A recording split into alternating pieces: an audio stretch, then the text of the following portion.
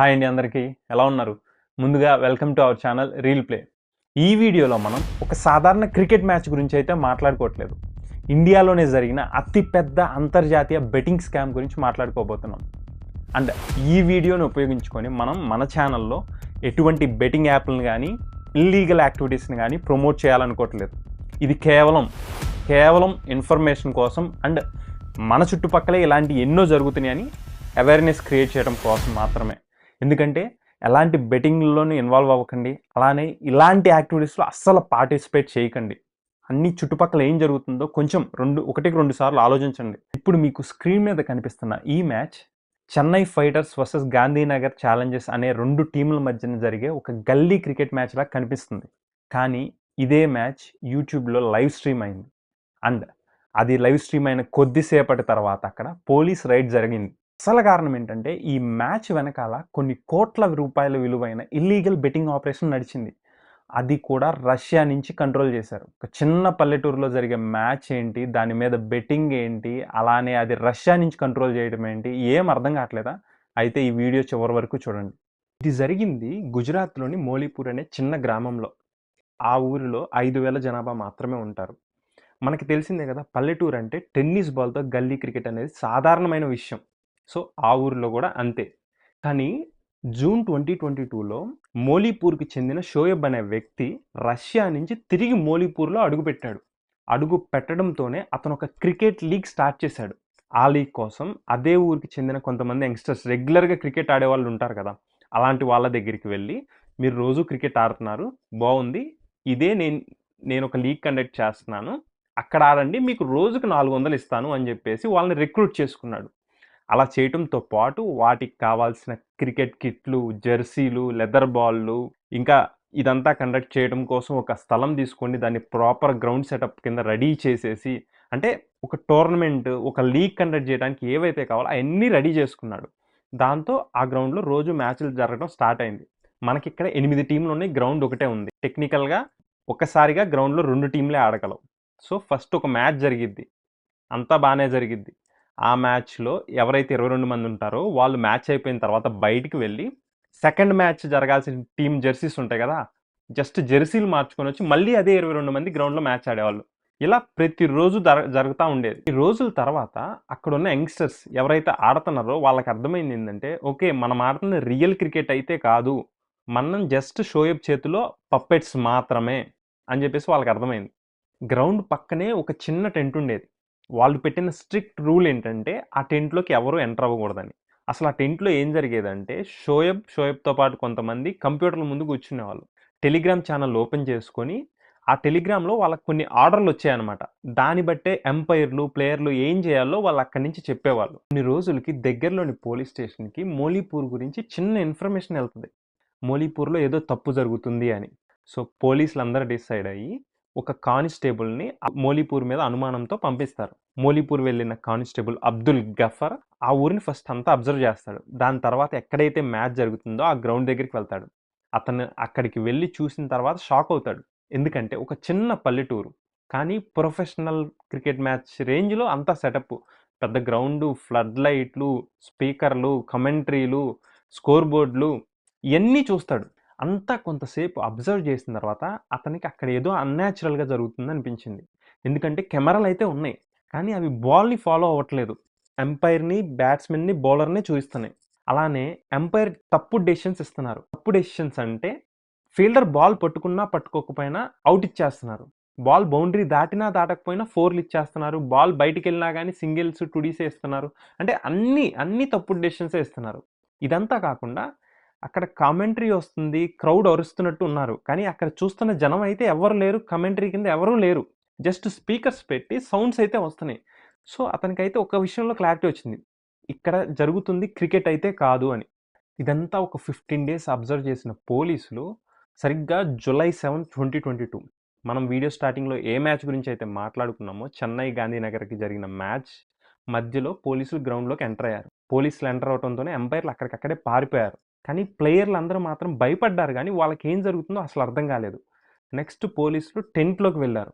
టెంట్లోకి వెళ్ళగానే వాళ్ళు అక్కడ షోయబ్ని, సాకిబ్ని, అలానే రిషబ్ జైన్ని వాళ్ళు ఆ ప్లేయర్ క్రికెట్ ఆడతారు కదా, క్రికెట్ ఆడతాం మనం, కానీ పల్లెటూరులో ఆడేవాళ్ళు కాబట్టి వాళ్ళకి కొంచెం ప్రొఫెషనల్గా, అంటే మనకి కెమెరాలో ప్రొఫెషనల్గా కనపడడం కోసం రిషబ్ జైన్ని కోచ్ కింద తీసుకొచ్చుకున్నారు, ఆ ప్లేయర్లకి కొంచెం ట్రైనింగ్ ఇవ్వడం కోసం. అలానే వాళ్ళకి అక్కడ కొన్ని కంప్యూటర్లు కూడా దొరికాయి. ఆ కంప్యూటర్లో టెలిగ్రామ్ ఛానల్ ఓపెన్ చేస్తున్నాయి. అక్కడ టెలిగ్రామ్లో వాళ్ళకి ఇన్స్ట్రక్షన్స్ వస్తున్నాయి, మ్యాచ్ ఇలా జరగాలి, ఇలా జరగాలని. పోలీసులకు అర్థమైంది ఏంటంటే ఈ మ్యాచ్ మొత్తం స్క్రిప్టెడ్ మ్యాచ్, ఇదంతా ఇండియా, రష్యా, పాకిస్తాన్ నెట్వర్క్లో నడుస్తుందని పోలీసులకు అర్థమైంది. అసలు ఈ షోయబ్ ఎవరు అనే విషయానికి వస్తే అతను కూడా ఒక సాధారణ గ్రామస్తుడే. కరోనా టైంలో ఫ్యామిలీని పోషించడం కోసం అనేక కష్టాలు పడ్డాడు. ఆ కష్టాల నుంచి బయటపడడం కోసం చిన్న చిన్న వ్యాపారాలు స్టార్ట్ చేశాడు. కాకపోతే అతనికి వాటిల్లో కూడా నష్టం వచ్చేసరికి బ్యాంక్ లోన్స్ ఎక్కువైపోయి చాలా ఇబ్బందులు ఫేస్ చేశాడు. అదే టైంలో అతనికి ఒక గోల్డెన్ ఆపర్చునిటీ వచ్చింది. రష్యా వెళ్ళి జాబ్ చేయాలి. అదేంటి? Toys packing. సరే, రష్యా వెళ్ళాడు, అక్కడికి వెళ్ళి టాయ్ ప్యాకింగ్ చేసుకుంటున్నాడు, దానికి సంబంధించిన క్యాష్ వస్తుంది, అంతా బాగానే ఉంది. కొంతకాలం తర్వాత ఆ టాయ్స్ ప్యాకింగ్ది ఓనర్ ఉంటారు కదా, ఆ ఓనర్లు షోయబ్కి నువ్వు క్రికెట్ ఆడు, నీకు ఇంత ఇస్తాం డబ్బులు అని చెప్పేసి చెప్పారు, నువ్వు జస్ట్ క్రికెట్ ఆడని. అలా స్టార్ట్ చేసిన షోయబ్కి వారానికి దాదాపుగా $700 అలా ఇచ్చేసరికి కొంచెం ఎక్కువ డబ్బులు చూశాడు ఒక్కసారిగా. తన అప్పులు కూడా తీరుతున్నాయి.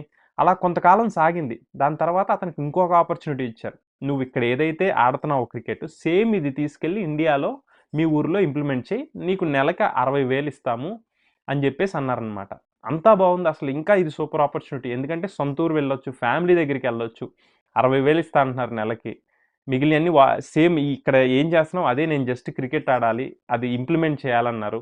అంతా బాగానే ఉందని చెప్పేసి తిరిగి ఇండియా వచ్చాడు. ఇక్కడ వరకు చూస్తే అదే, పోలీసులు షోయబ్ని పట్టుకునే వరకు చూస్తే షోయబే ప్రధాన వ్యక్తి, అండ్ ఇక్కడితో స్టోరీ ఏముందిరా ముగిసింది కదా అంతా అని అనిపిస్తుంది మనందరికీ. కానీ అసలు ఇంట్రెస్టింగ్ పార్ట్, ట్విస్ట్ ఇక్కడే ఉంది. దీని అంతటి వెనకాల ఉన్నది మాస్టర్ మైండ్ షోయబ్ కాదు, అశోక్ చౌదరి ఉత్తరప్రదేశ్కి చెందిన వ్యక్తి. అంటే అతను ఆయుర్వేదిక్ మెడిసిన్ ఇంపోర్టర్ అనమాట. సో అతని బిజినెస్ రీత్యా చాలా కాలం క్రితమే అతను రష్యా వెళ్ళాడు. రష్యాలో కొంత టైం ఉన్నాడు. ఆ టైంలో అతనికి ఇండియాకి, పాకిస్తాన్కి చెందిన క్రికెట్కి సంబంధించిన వాళ్ళు, క్రికెట్ బెట్టింగ్లు కానీ, అలానే కొంతమంది బెట్టింగ్ హ్యాండ్లర్లు, ఇలాంటి వాళ్ళతో బాగా పరిచయాలు ఏర్పడినాయి. దాని తర్వాత అతను ఉత్తరప్రదేశ్ వచ్చి ఒక ఫేక్ క్రికెట్ లీగ్ అనేది ఇంప్లిమెంట్ చేశాడు ఉత్తరప్రదేశ్లో. అది పెద్ద సక్సెస్ అయింది. ఆ సక్సెస్ అవుతుండటంతో అతనికి ఇంకా పెద్ద థాట్స్ వచ్చినాయి, బిజినెస్ని ఎక్స్పాండ్ చేయాలని చెప్పేసి. ఆ ఎక్స్పాన్షన్లో పార్టే షోయబ్ని ప్రోత్సహించి అదే ఉత్తరప్రదేశ్లో ఇంప్లిమెంట్ చేసిన ఆ ఫేక్ లీగ్ని షోయబ్ చేత గుజరాత్లో ఇంప్లిమెంట్ చేయించాడు.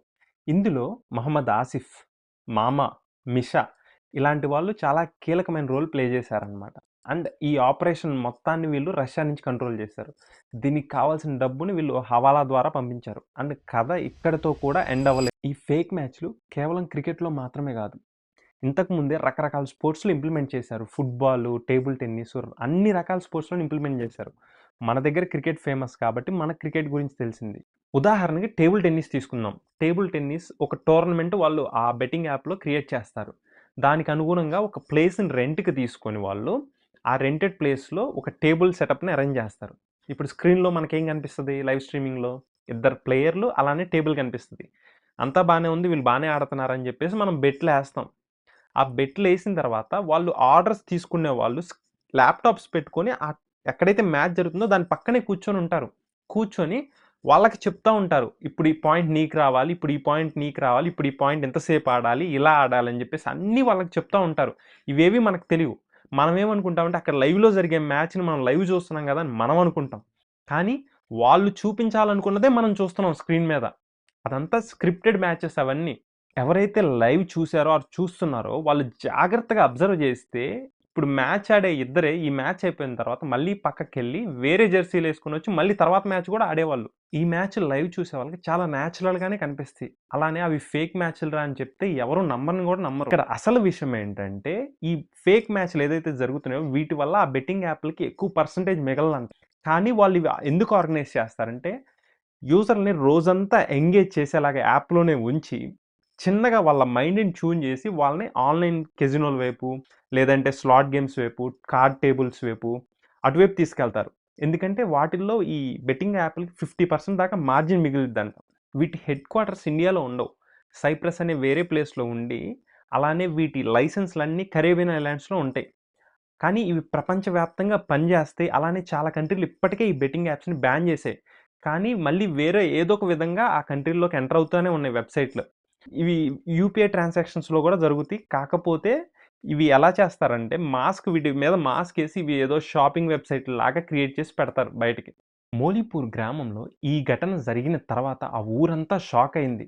అలానే షోయబ్ అనే వ్యక్తి డబ్బులు బాగా సంపాదించాడు కానీ తన సొంత ఊరిలోనే అడుగు పెట్టలేడింకా.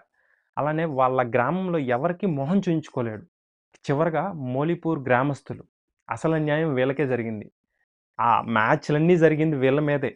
అండ్ బయటకొచ్చింది వాళ్ళ ఊరు పేరే. పేరు పోయింది వాళ్ళదే, వాళ్ళ ఊరిదే. కానీ డబ్బులొచ్చినియి ఏమీ లేవు. పైగా ఇంకా కేసులంటూ కోర్టుల చుట్టూ తిరుగుతానే ఉన్నారు. చివరగా ఆ గ్రామస్తులంతా చెప్పిందొకటే. ఆ క్రికెట్ మేము ఆడకపోయుంటే బాగుండు అనే చెప్పారు. Thanks for watching. త్వరలోనే మరొక వీడియోతో కలుద్దాం.